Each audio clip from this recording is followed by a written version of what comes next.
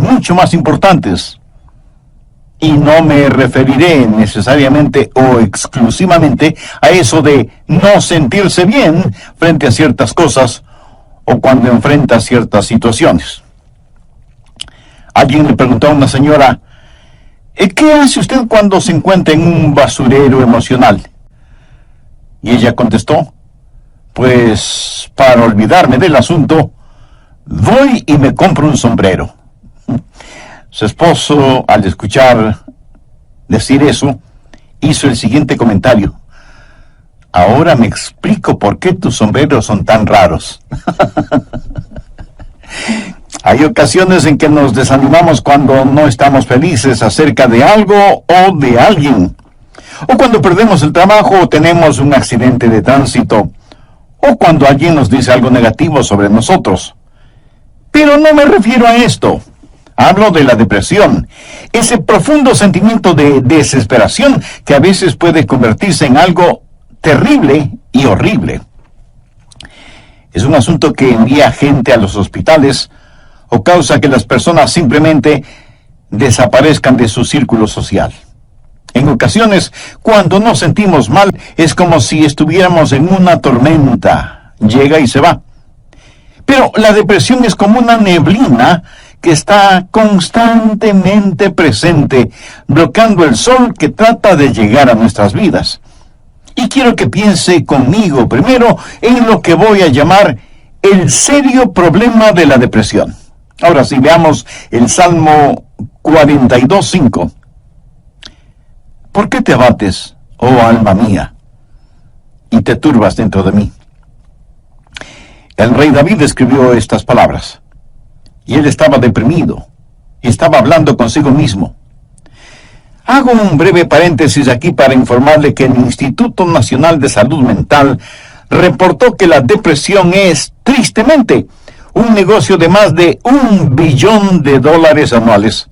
O sea, lo que la gente gasta para ser tratada de depresión.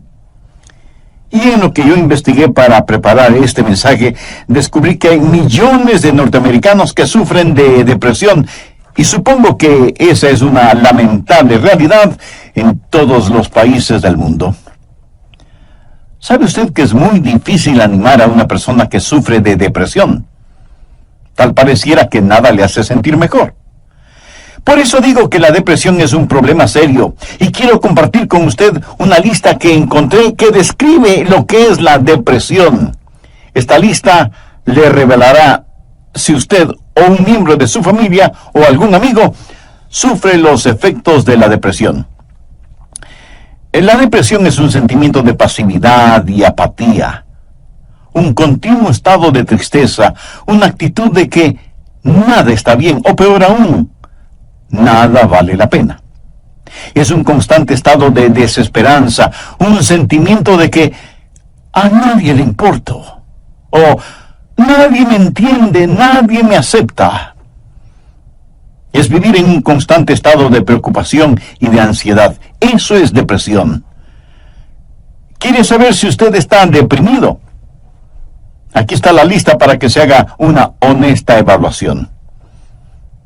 Ha perdido toda iniciativa. Tal vez súbita o lentamente usted siente que quiere tirar la toalla. Siente repentinos deseos de llorar sin causa aparente. Se despierta de pronto por la noche y ya no puede volver a dormir. Se despierta por la mañana sintiéndose fatigado. Siente dolores no bien definidos en todo su cuerpo. Se encuentra a veces pensando en su propia muerte o con pensamientos suicidas. ¿Alguna vez suspira incesantemente o como si algo pesado le oprimiera el pecho? ¿Ha llegado al punto de no confiar en su propio juicio y le es un verdadero problema el tomar alguna decisión? Se vuelve a veces irritable y choca o pelea fuertemente con otros sin ninguna razón aparente. Está consciente de que nada, absolutamente nada le entusiasma. Permítame aclarar que esa no es mi lista. Pero estoy seguro que es la lista de alguien. Amigo, esa es la depresión de alguien que está deprimido o deprimida.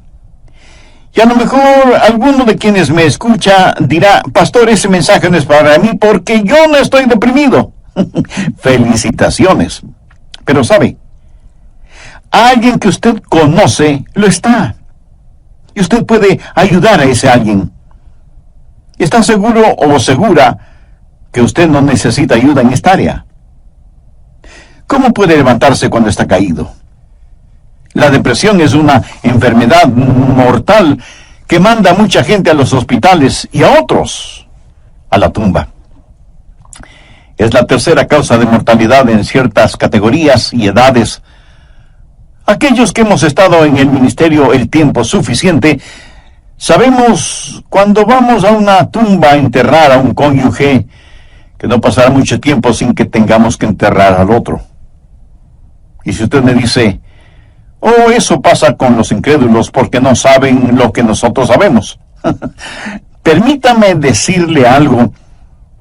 Los hijos de Dios no son inmunes a la depresión.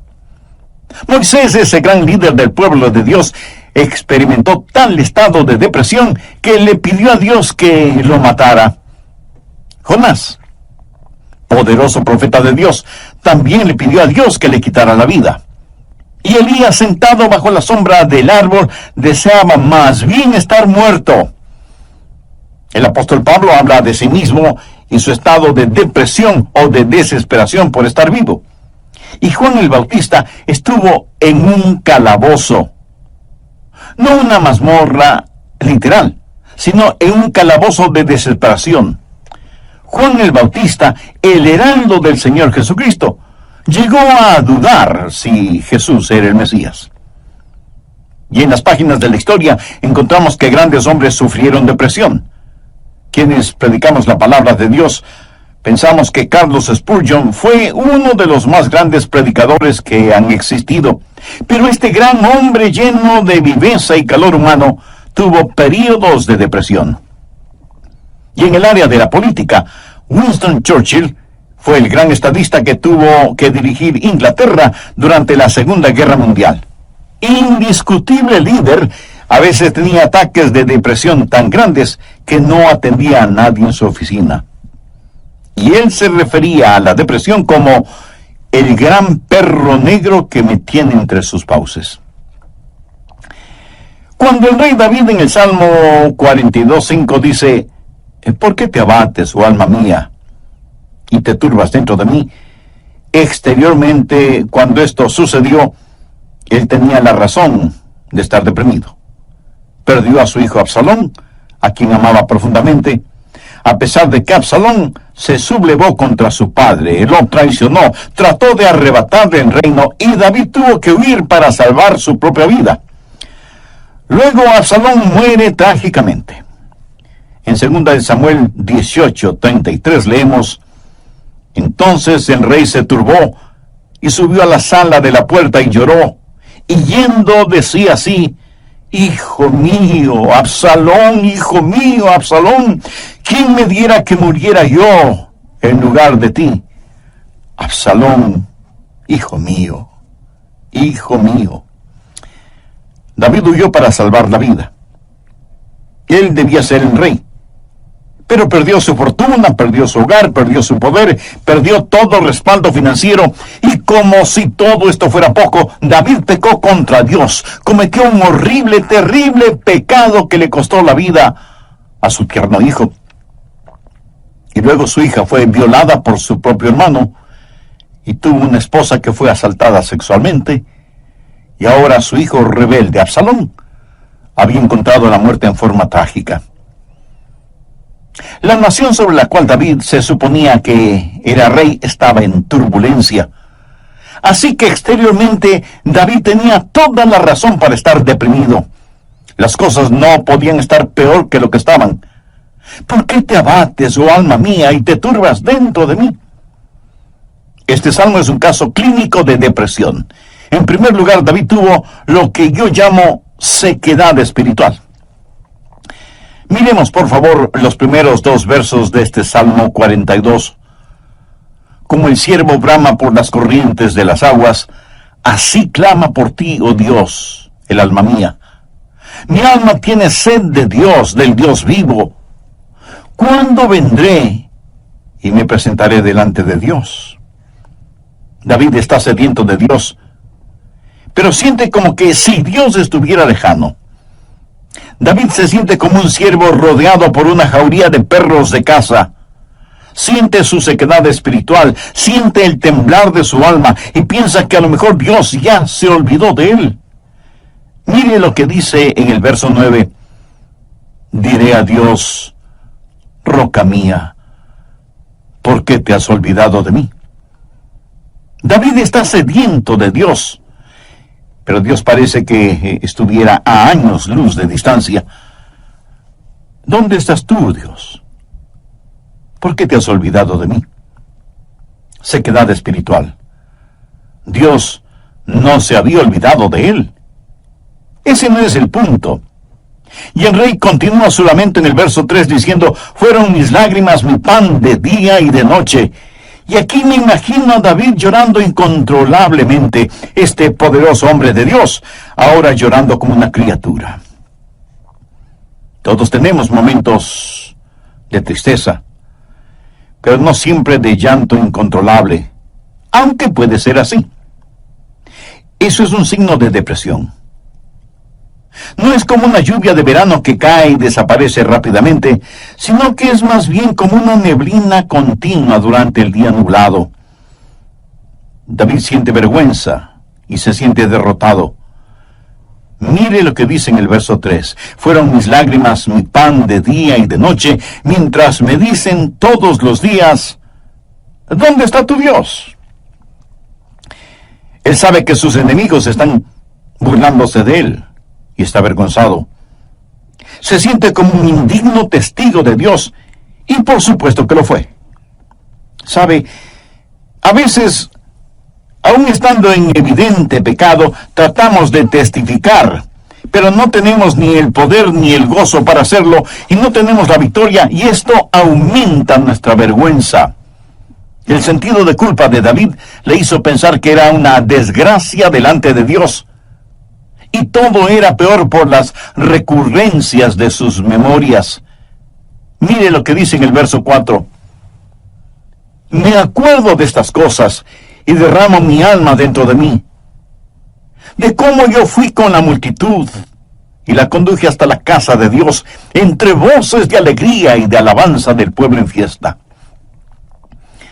David recordaba mejores días. Miró retrospectivamente aquellos días cuando tuvo gozo y paz junto con la multitud, alabando a Dios en la casa de Dios. Y ahora todo eso no era más que un recuerdo. Ya no era nada real para él, y hacía que todo su dolor, toda su turbación fuera más vívida, y sentía que esos hermosos días que antaño experimentó, los había perdido para siempre. Y como si eso no fuera suficiente, él estaba abrumado por las circunstancias. Miremos lo que David dice en los versos 6 y 7. Dios mío, mi alma está abatida en mí. Me acordaré, por tanto, de ti desde la tierra del Jordán, y de los hermonitas desde el monte de Mizar. Un abismo llama a otro a la voz de tus cascadas. Todas las ondas y tus olas han pasado sobre mí. El río Jordán es llamado el río de la muerte.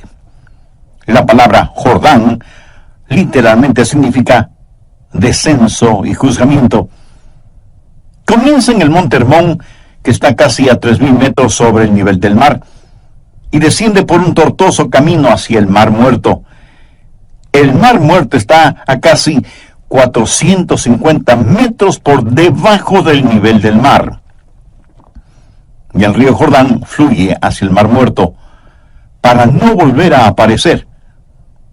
Así que, en la tipología bíblica, Jordán ha sido la representación de muerte y desesperación. Y David siente que está totalmente inundado por las circunstancias. Las aguas de Dios están sobre él. Está cubierto de problemas y no sabe hacia dónde dirigirse. Está absoluta y totalmente abrumado por las circunstancias. Y quiero decirle que estadísticamente, personas así son suicidas. Un jovencito de 16 años escribió la siguiente carta antes de suicidarse. Querido mundo, yo no quiero que me corten el pelo. Yo no quiero cuidar niños. Yo no quiero ir a ver a Gina mañana en el colegio. Yo no quiero hacer mis deberes de biología, de inglés, de historia, ni de ninguna otra materia. Yo ya no quiero estar triste o solo o deprimido. No deseo comer, ni beber, ni conversar, ni dormir, ni respirar. Sencillamente ya no quiero vivir. Papá, mamá, no es culpa de ustedes. Solo que no me siento libre. Me siento enfermo, triste y solo, aunque esté rodeado de mis padres, hermanos, compañeros y amigos. Eso, mi amigo, es depresión y es muy, pero muy triste. La depresión es un serio problema. En segundo lugar, quiero que sepa y vea que hay una provisión espiritual para la depresión. Gracias a Dios, usted no tiene que estar deprimido. Dios ha hecho provisión para usted, para mí, para nuestras familias y para nuestros amigos, para todos aquellos que sufren depresión. Primero, usted tiene que mirarse interiormente y analizar su corazón. Veamos el Salmo 42, los versos del 5 al 7. ¿Por qué te abates, oh alma mía, y te turbas dentro de mí? Espera en Dios, porque aún he de alabarle, salvación mía y roca mía, Dios mío. Mi alma está abatida en mí. Me acordaré, por tanto, de ti desde la tierra del Jordán, y de los hermonitas desde el monte de Mizar. Un abismo llama a otro a la voz de tus cascadas. Todas tus ondas y tus olas han pasado sobre mí. Pero ahora quiero que note en forma particular que David comienza a hablar consigo mismo. Y si usted me pregunta si uno puede hablar con uno mismo, pues le diré que sí, David lo hizo. Y no me diga que usted nunca ha hablado con usted mismo, porque francamente no se lo voy a creer. Porque todos lo hacemos, consciente o inconscientemente. Note que David está hablando con su alma. El alma es el ego que vive dentro de cada uno de nosotros, no es el espíritu. El espíritu es su naturaleza espiritual, su alma es su naturaleza emocional, su mente, sus emociones, su voluntad. Y David le habla a su alma. En el próximo programa terminaremos este estudio bíblico sobre la depresión. Y espero que esto no lo deprima ahora. Antes de finalizar y sabiendo que la depresión no hace acepción de personas y la sufren santos y pecadores, permítame preguntarle en forma personal, ¿ha depositado su fe en el Señor Jesucristo? ¿A quién recurre cuando está deprimido? Recuerde que la causa de la depresión puede ser externa, pero la solución es interna, íntima, personal. Voy a comenzar este programa haciendo un resumen de lo que estudiamos en el programa anterior. Entre otras cosas dije que hay ocasiones en que nos desanimamos cuando no estamos felices acerca de alguien o de algo, o cuando perdemos el trabajo o tenemos un accidente de tránsito, o cuando alguien dice algo negativo sobre nosotros. Pero no me refiero a esto. Hablo de la depresión. Ese profundo sentimiento de desesperación que a veces puede convertirse en algo terrible y horrible. La depresión es un sentimiento de pasividad y apatía, un continuo estado de tristeza, una actitud de que nada está bien, o peor aún, nada vale la pena. Es un constante estado de desesperanza, un sentimiento de que a nadie le importo, o nadie me entiende, nadie me acepta. Es vivir en un constante estado de preocupación y de ansiedad. Eso es depresión. ¿Quiere usted saber si está deprimido? Aquí está la lista para que se haga una honesta evaluación. Ha perdido toda iniciativa. Tal vez súbita o lentamente usted siente que quiere tirar la toalla. Siente repentinos deseos de llorar sin causa aparente. Se despierta de noche y ya no puede volver a dormirse. Se despierta por la mañana sintiéndose fatigado. Siente dolores no bien definidos en todo su cuerpo. Se encuentra a veces pensando en la propia muerte, la suya, o con pensamientos suicidas. ¿Alguna vez suspira incesantemente o como si algo pesado le oprimiera el pecho? Ha llegado al punto de no confiar en su propio juicio y le es un verdadero problema el tomar alguna decisión. Se vuelve a veces irritable y choca o pelea fuertemente con otros sin ninguna razón aparente. Está consciente de que nada, absolutamente nada le entusiasma. Y si usted me dice, eso pasa con los incrédulos porque no saben lo que nosotros sabemos.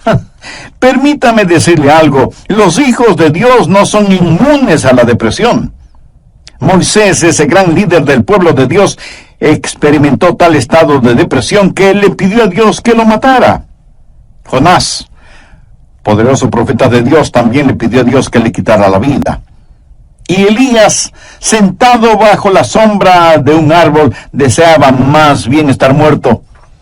El apóstol Pablo habla de sí mismo y su estado de depresión o de desesperación por estar vivo. Y Juan el Bautista estuvo en un calabozo, no una mazmorra literal, sino en un calabozo de desesperación. Juan el Bautista, el heraldo del Señor Jesucristo, llegó a dudar si Jesús era el Mesías. Y en las páginas de la historia encontramos que grandes hombres sufrieron depresión. Quienes predicamos la palabra de Dios pensamos que Carlos Spurgeon fue uno de los más grandes predicadores que ha existido. Pero este gran hombre lleno de viveza y de calor humano tuvo períodos de depresión. Y en el área de la política, Winston Churchill fue el gran estadista que tuvo que dirigir Inglaterra durante la Segunda Guerra Mundial. Indiscutible líder. A veces tenía ataques de depresión tan grandes que no atendía a nadie en su oficina. Y él se refería a la depresión como el gran perro negro que me tiene entre sus fauces. La nación sobre la cual David se suponía que era rey estaba en turbulencia. Así que exteriormente David tenía toda la razón para estar deprimido. Las cosas no podían estar peor de lo que estaban. ¿Por qué te abates, oh alma mía, y te turbas dentro de mí? Este salmo es un caso clínico de depresión. En primer lugar, David tuvo lo que yo llamo sequedad espiritual. Miremos, por favor, los primeros 2 versos de este Salmo 42. Como el ciervo brama por las corrientes de las aguas, así clama por ti, oh Dios, el alma mía. Mi alma tiene sed de Dios, del Dios vivo. ¿Cuándo vendré y me presentaré delante de Dios? David está sediento de Dios, pero siente como que si Dios estuviera lejano.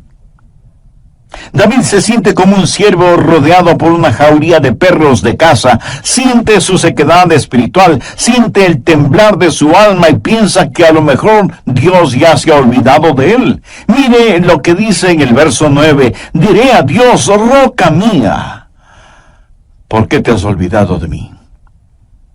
David está sediento de Dios, pero Dios parece que estuviera a años luz de distancia. ¿Dónde estás tú, oh Dios? ¿Por qué te has olvidado de mí? Sequedad espiritual. Dios no se había olvidado de él. Pero ese no es el punto. El rey continúa su lamento en el verso 3 diciendo, fueron mis lágrimas, mi pan de día y de noche. Y aquí me imagino a David llorando incontrolablemente, este poderoso hombre de Dios ahora llorando como una criatura. Todos tenemos nuestros momentos de tristeza, pero no siempre de llanto incontrolable, aunque puede ser así. Eso es un signo de depresión. No es como una lluvia de verano que cae y desaparece rápidamente, sino que es más bien como una neblina continua durante un día nublado. David siente vergüenza y se siente derrotado. Mire lo que dice en el verso 3. Fueron mis lágrimas mi pan de día y de noche, mientras me dicen todos los días, ¿dónde está tu Dios? ¿Sabía que dentro de usted hay alguien que constantemente le está hablando? Es la vieja naturaleza, su alma no redimida ni santificada. Y su alma le habla y le dice, tienes razón de sentir pena por ti mismo. Nunca lo lograrás. No tienes lo que se requiere. Este es el final. La vida no vale la pena vivirla. Y David responde a su alma y le dice, ¿por qué te abates, oh alma mía? Y este es el momento en que usted toma control, sostiene firmemente a su alma frente a usted, le mira directamente a los ojos y le habla. Eso es lo que David hizo cuando le dijo, alma, ¿por qué te sientes así? Usted tiene que mirarse íntimamente, interiormente, y analizar su corazón. ¿Por qué está deprimido? Yo no estoy diciendo que no tiene razón para estar deprimido. Tal vez alguna persona amada ha fallecido, su cónyuge, un hijo o una hija, un entrañable amigo. Si eso es verdad, entréguele su dolor a Dios, comparta su pena con quienes le aman y tenga en cuenta que a pesar de cómo se sienta, la vida no ha terminado para usted. Tal vez tiene el corazón destrozado. Alguien a quien amaba profundamente le ha engañado. Tal vez un esposo ha abandonado a su esposa por otra mujer, o a lo mejor una esposa ha dejado a su esposo por otro hombre. Tal vez esté enfrentando el dolor de un noviazgo roto súbita y amargamente. O pudiera ser que los padres no hacen sentir bienvenidos a sus hijos, que se fueron del hogar como las ovejas negras de la familia. Si usted está viviendo estas u otras amargas experiencias, escúcheme. Rehúse el estar rumiando estas cosas una y otra vez. Eso no es bueno. Analice las cosas. Si alguien le ha destrozado el corazón, vea qué es lo que ha aprendido de esa experiencia y comience a buscar y tener nuevas amistades. Tal vez usted ha pecado y está siendo perseguido constantemente por el fantasma de su culpa. ¿Qué debe hacer? Confiese su pecado a Dios. Y si tiene que pedir perdón a alguien, hágalo. Si tiene que restituir algo a alguien, hágalo sin demora de tiempo. Mientras más se demore en hacerlo, más difícil le será el realizarlo. Haga lo que tiene que hacer ya. Y cierre la puerta de ese pasado. Analice, mire su propio corazón y pregúntese, ¿por qué estoy abatido? Pero necesita hacer algo más. No solo un análisis íntimo de su corazón, sino que mirando hacia arriba, reconozca que necesita ayuda una vez que ha identificado el problema. Noten los versos del 7 al 9 lo que David dijo. Un abismo llama a otro a la voz de tus cascadas. Todas tus ondas y tus olas han pasado sobre... ¿Por qué te has olvidado de mí? ¿Por qué andaré yo enlutado por la opresión del enemigo? ¿Qué es lo que David está haciendo ahora? Pues mirar hacia arriba.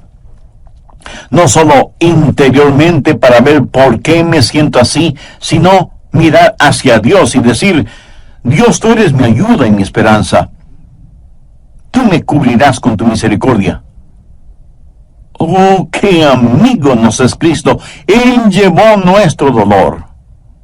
Estoy seguro que alguien me dirá, pastor, lo que yo estoy pasando usted no lo comprende. Mi amigo, ese no es el punto. Cierto, yo no lo comprendo, pero Dios le comprende. Y no solo que le comprende, sino que le ama y quiere cuidar de usted. Él es su ayudador, aun cuando usted no lo entienda. El doctor Warren Wiersbe fue un gran maestro bíblico, y él dijo que la vida no es un problema que debe ser resuelto, sino un misterio que debe ser vivido. Eso nos hace recordar siempre que, como hijos de Dios, no vivimos de explicaciones, sino de promesas. Algunos piensan que de alguna manera Dios les ha olvidado o Dios les ha fallado. No. Dios ni se ha olvidado de usted ni le ha fallado a usted. Pero David se sintió así. Mire la pregunta que hace en el verso 9. Dios, ¿por qué te has olvidado de mí? No, Dios no se había olvidado de David. Y si usted me dice, pastor, realmente no entiendo esto, yo le diré que no tiene que entenderlo. Es más, el hecho de que no lo entienda pudiera ser parte del juicio y de la prueba. El poeta norteamericano Robert Frost, en uno de sus poemas, dijo: era esencial para el juicio que usted no lo entendiera entonces. Tenía que parecer sin significado el tener significado. Esto no tiene ningún significado para usted. Verá, podemos confiar en...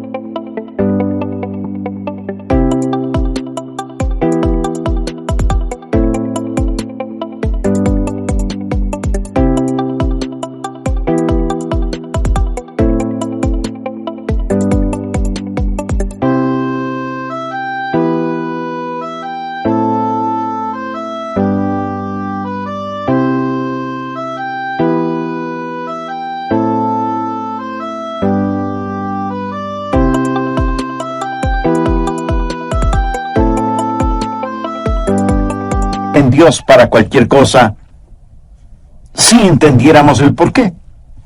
Pero Dios no nos deja entender el porqué todo el tiempo para que podamos conocer el quién y podamos confiar en Él en aquello que no entendemos.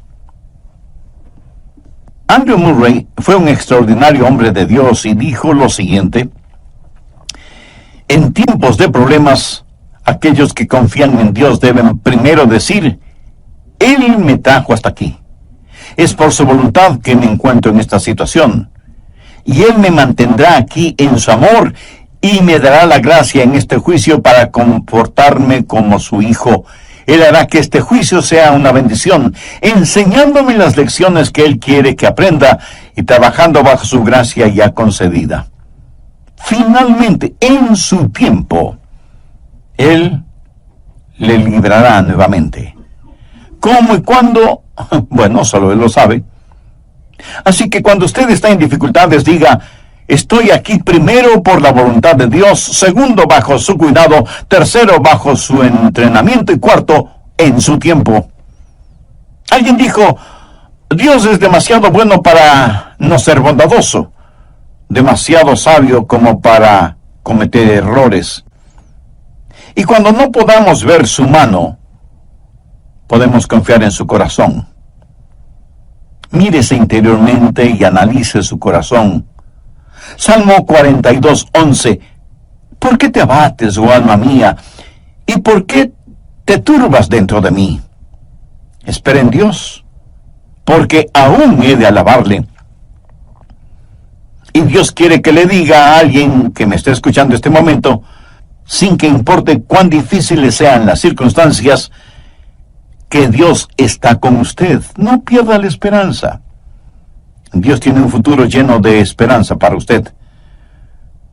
David le habló a su alma y le dijo: espera en Dios. Ahora, esperar no significa un deseo vano, significa una seguridad definitiva basada en la anticipación. Hay solo dos lugares en donde toda esperanza es imposible: El uno es el cielo, porque ya no necesitamos ninguna esperanza, todo será realizado. El otro lugar es el infierno. Si usted muere sin ser salvo, se irá al infierno y quedará fuera de toda esperanza. Pero la esperanza siempre es posible. Mi amigo, lo que encontramos en Jeremías 29:11 es para usted ahora mismo. Escuche lo que dice ese versículo. Porque yo sé los pensamientos que tengo acerca de vosotros, dice Jehová, pensamientos de paz y no de mal, para daros el fin que esperáis. O sea, un futuro y una esperanza. No permita que Satanás apague la vela de la esperanza. Usted necesita mirarse interiormente y analizar su corazón. Necesita mirar hacia Dios y saber que habrá ayuda. Necesita mirar al frente y darse cuenta que hay esperanza. Dios transformará su calvario en una Pascua y convertirá cada una de sus lágrimas en perlas. Dios pondrá un hermoso arco iris de su gracia sobre sus pesares. Esperen Dios. Él va a llenar las más profundas necesidades de su corazón. Y Dios nunca estará satisfecho hasta que el más grande deseo suyo sea Él mismo. Hemos hablado del serio problema que es la depresión y de la esperanza que hay para usted. ¿Cuál es la promesa segura contra la depresión? ¿Por qué te abates, oh alma mía? ¿Y por qué te turbas dentro de mí? Espera en Dios, porque aún he de alabarle. Si usted está caído espiritual y emocionalmente, puede levantarse.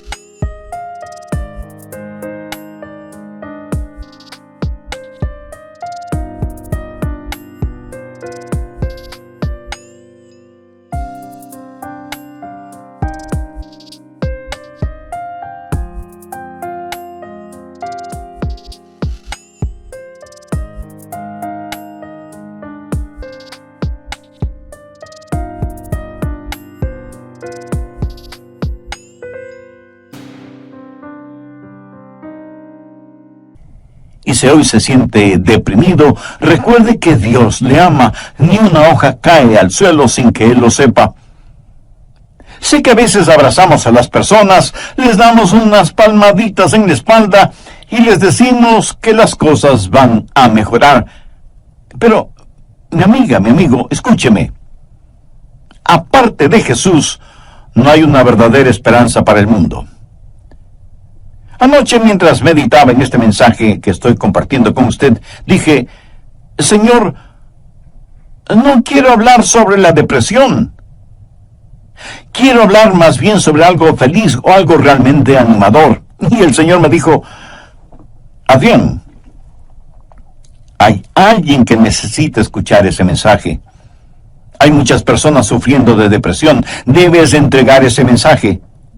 Así que, de Dios a usted, déjeme decirle algo. Si usted está caído, puede levantarse. Dios tiene una manera para usted. Y no es psicología popular barata, ni una palmadita en la espalda diciéndole las cosas van a mejorar. Espere en Dios, Él le ayudará hasta el final. Tenga la absoluta confianza que usted está protegido y abrazado por los eternos y poderosos brazos de Dios. Si es que usted es un hijo de Dios, por haber recibido a Jesús en su vida. Si usted no tiene la seguridad de su salvación,